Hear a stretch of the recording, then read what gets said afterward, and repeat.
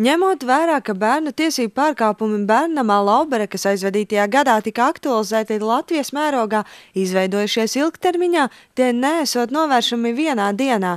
Tā situāciju vadītajā iestādē skaidro bērnama direktore Gunta Talente, kas amatu ieņem kopš pērnā gada 25. oktobra. Gads bērnamā esot sācies ar jauniem bērnam iekšējās kārtības noteikumiem, amatu aprakstiem un papildinājumu darba spēka rindās – sētnieks, apkopēji, pavārs un psihologs. Mums ļoti svarīgi, lai samazinātu slodzi audzinātājiem, kas strādā ar bērniņiem, un tāpat laikā uzlabotu to darba kvalitāti. Jo, ko var darīt audzinātāja, ja viņai ir jāpilda daudz citas funkcijas, jāatsnīgs ārā tīrīt, bet tāpat laikā visi bērni negrib to darīt, vai nav spējīgi, vai ir veselības problēmas, vai vēl kaut kas.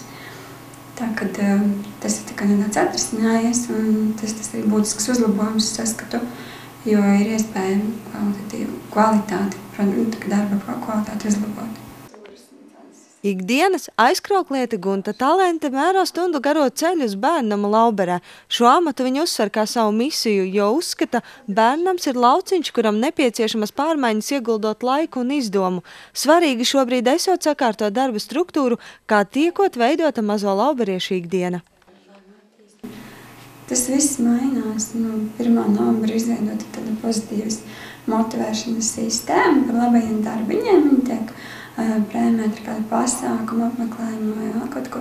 Un tas tādā pozitīvā veidā viņus stimulē kaut ko darīt labu, kas līdz šim nebija un kas ir, manuprāt, tāda normāla audzināšanas sistēma.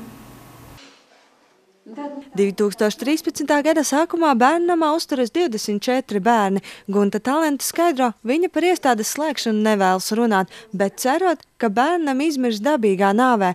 Sakārtojot sistēmu valsts līmenī, bērniem būtu jārod iespēja augt ģimenēs. Laura Liepiņa, Artis Supe, Ogres televīzija.